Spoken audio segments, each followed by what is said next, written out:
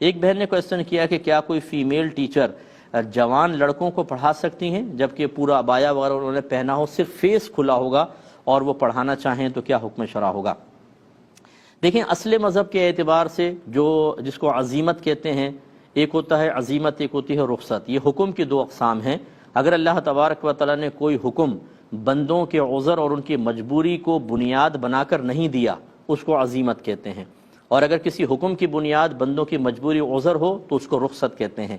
جسے 4 رکعت ظہر کی فرض ہے ہم پر، یہ عزیمت ہے، کوئی عذر تو نہیں تھا، لیکن سفر میں 2 رکعت فرض کر دی، یہ عذر کی بنا پر 2 رکعت فرض کی ہیں، یعنی قصر کرنے کا حکم ہے، اس کو رخصت کہیں گے۔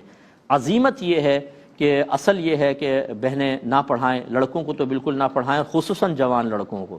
آج کل ماحول بہت بدل چکا ہے، آپ سمجھتے ہیں کہ بچے انٹرنیٹ، یہ وہ دیگر چیزیں، اور عورت کا مردوں کو پڑھانا یہ بالکل صحیح نہیں ہے، مذہب اس کو منع کرتا ہے۔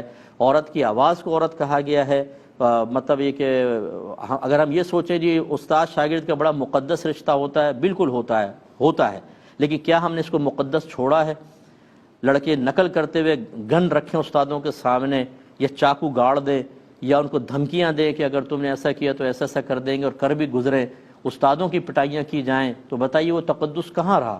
تو خلاصہ کلام یہ ہے کہ بہنوں کو احتیاط کرنی ہوگی۔ ہاں، اب آئی رخصت کا معاملہ۔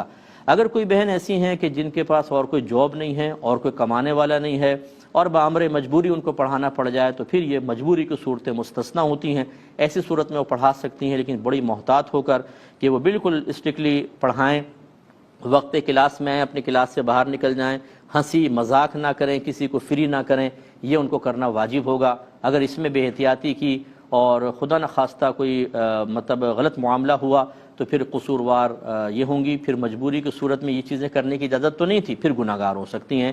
تو خلاصہ کلام یہ ہے کہ اگر کوئی مجبوری نہیں ہے تو منع کیا جائے گا، لیکن مجبوری کی صورتوں میں احتیاط کے ساتھ بالکل بہنیں پڑھا سکتی ہیں۔